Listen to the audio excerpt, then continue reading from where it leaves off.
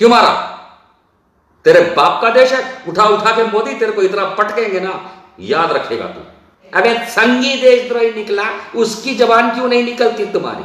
Police ने उठा के चांटे मार करके सुधीर चौधरी को जेल में नहीं डाला, और वो कौवा जो है दीपक चौरसिया, वो चाव चाव कर रहा था, उसको तो उल्टा बिठा करके ऐसा डंडा पेलना चाहिए था। अबे साले संघियों, दो कौड़ी के औकात वालों, तुम तो हिंदू कहलाने के लायक नहीं हो, इतने बड़े नालायक और गधे हो। असली देशद्रोही तो तुम हो, असली देशद्रोही तो नरेंद्र मोदी है, जो दीपक चौरसिया और सुधीर चौधरी जैसे चपरकनाती चूतियों को। अमित शाह देशद्रोही, कोरोना पॉजिटिव है, तबलीगियों के पास क्या करने गया था? बिरयानी खाने गया था बे अमित शाह।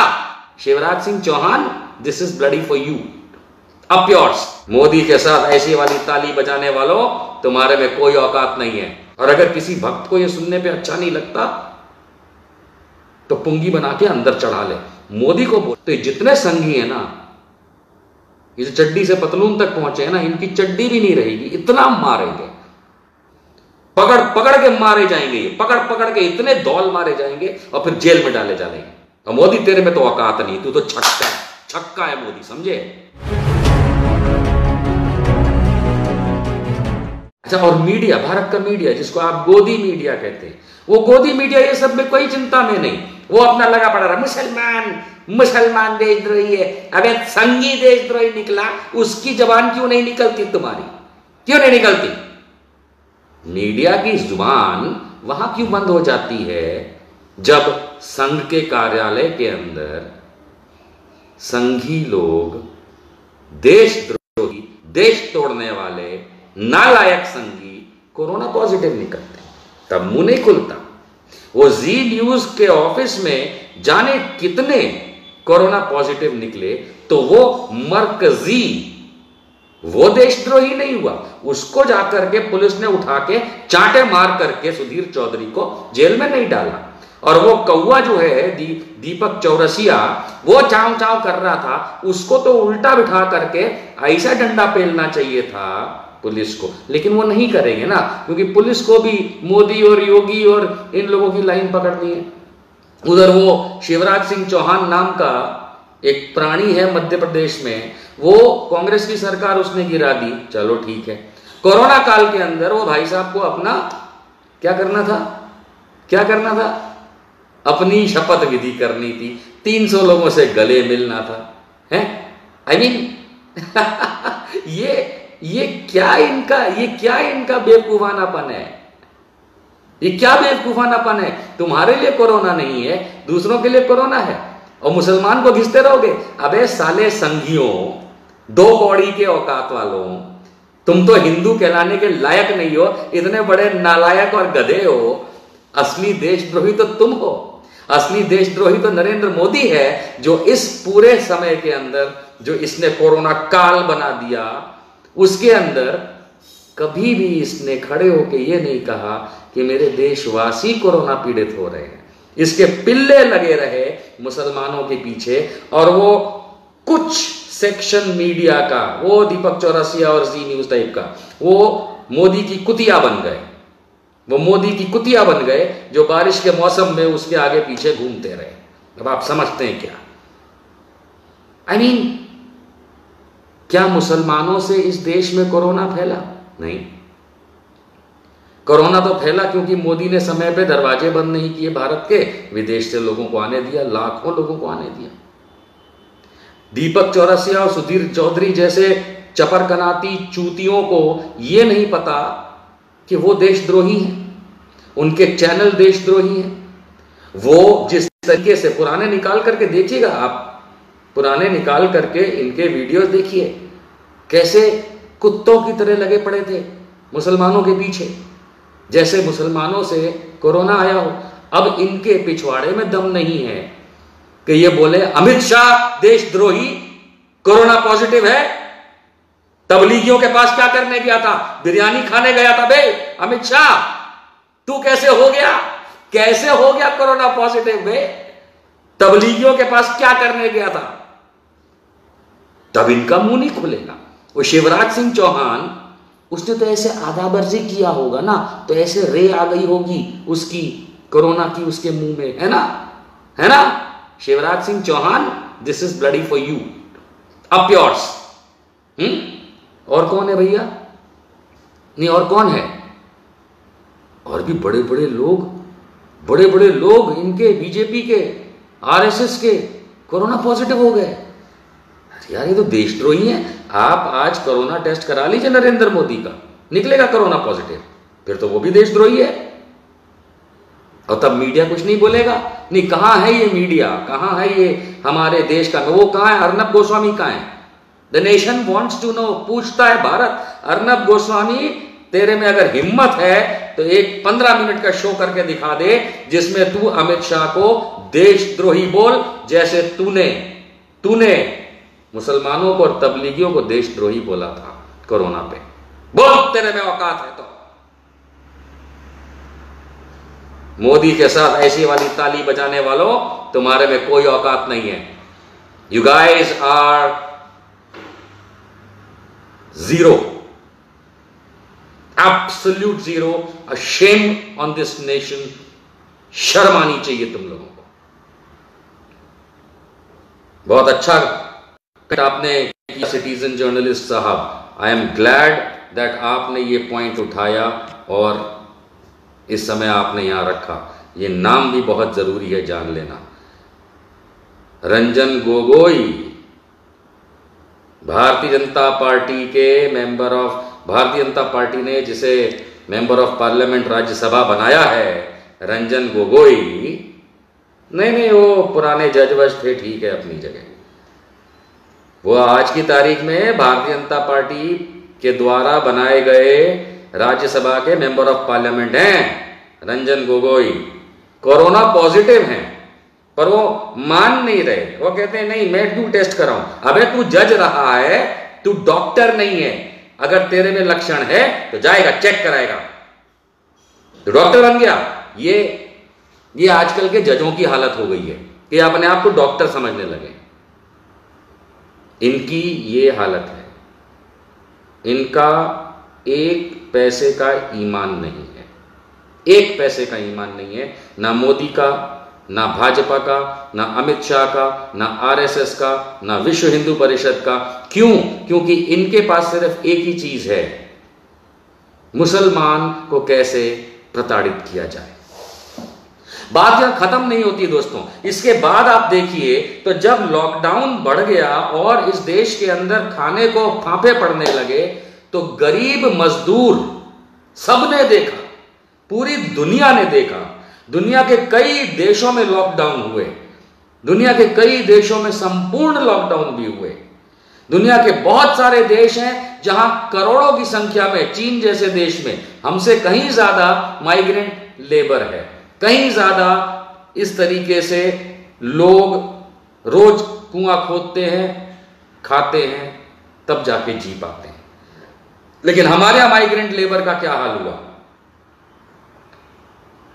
बीवी, बच्चा, बूढ़ा, जवान सबको कंधे पे उठा के मार खाते खाते सड़कों पे गरम तपती धूप जिसमें आप बाहर नहीं निकलते, हजारों किलोमीटर चल के भूखा प्यासा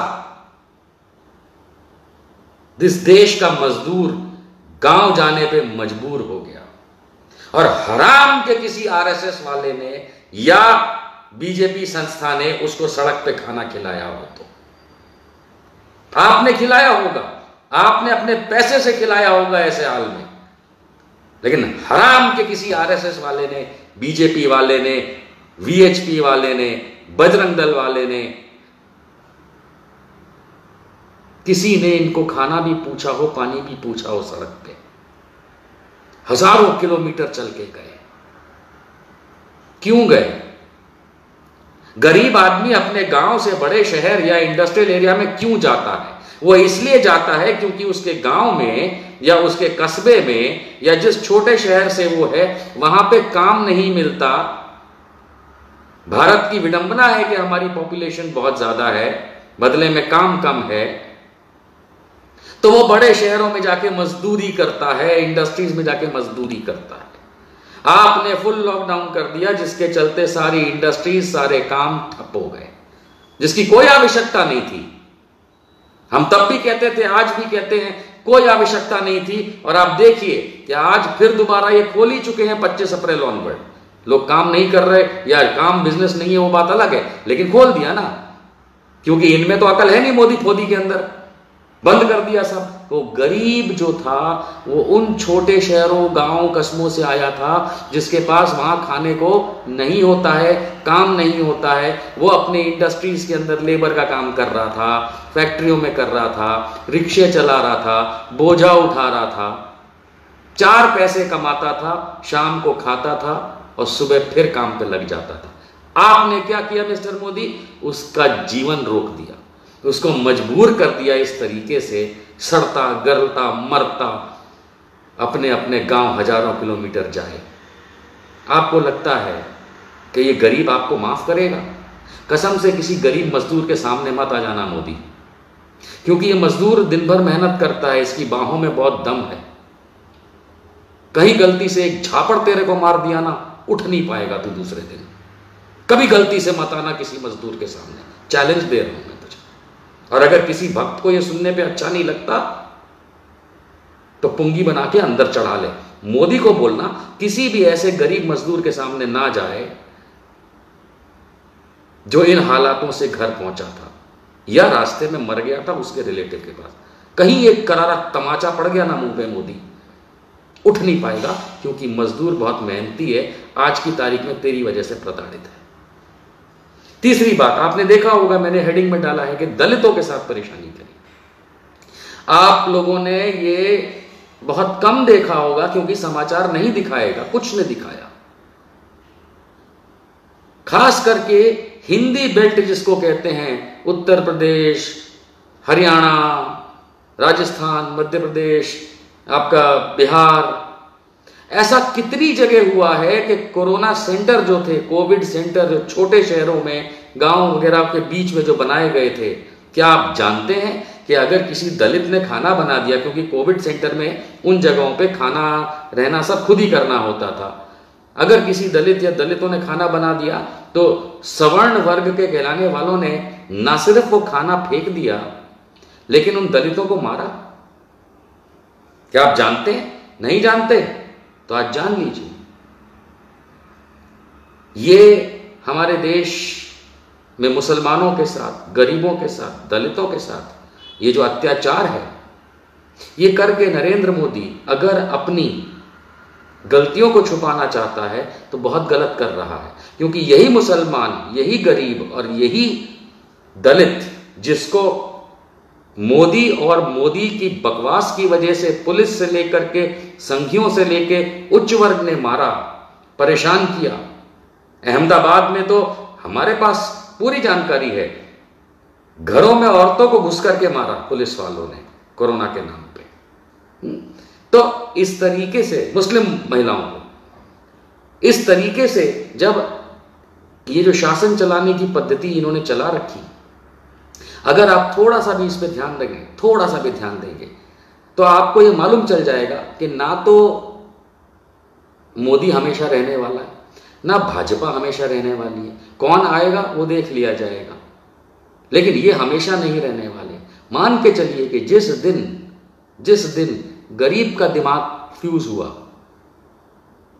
जिसको आप लोअर क्लास, लोअर कास्ट कहते हैं, उसका दिमाग फ्यूज हुआ और मुसलमान का दिमाग फ्यूज हुआ और साथ साथ हम हिंदुओं का दिमाग फ्यूज हुआ, तो ये जितने संघी है ना, ये जो चड्डी से पतलून तक पहुंचे हैं ना, इनकी चड्डी भी नहीं रहेगी, इतना मारेंगे।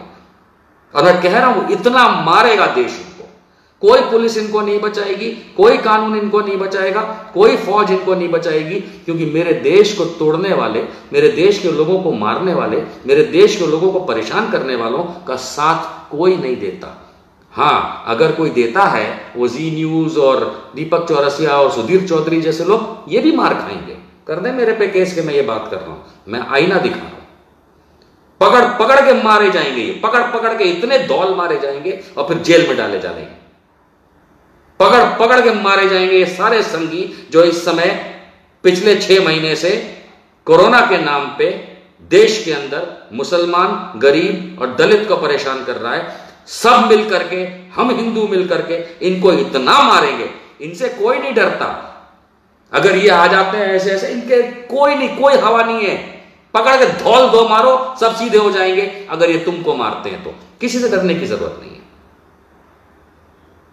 तो मोदी तेरे में तो औकात नहीं, तू तो छक्का है मोदी, समझे? You are a bloody 6। क्योंकि अगर तेरे में औकात होती तो तू देशवासियों के लिए बात कर रहा होता, तू देश वालों के लिए बात कर रहा होता। तू क्या करता है? चीन घुस गया, नहीं घुसा। राफेल ले आया बीच में, तेरे राफेल लाने के बाद भी चीन ने हमारी जमीन नहीं छोड़ी, समझा? उधर नेपाल ने हमारे उत्तराखंड को, अपने के हिस्से को अपने नक्शे में दिखा दिया। उधर पाकिस्तान हमारे पीए को, जो पीओ के दबा के बैठा है, उसको नक्शे में। और तुम क्या कर रहे हो? छक्कों की तरह ताली बजा रहे हो।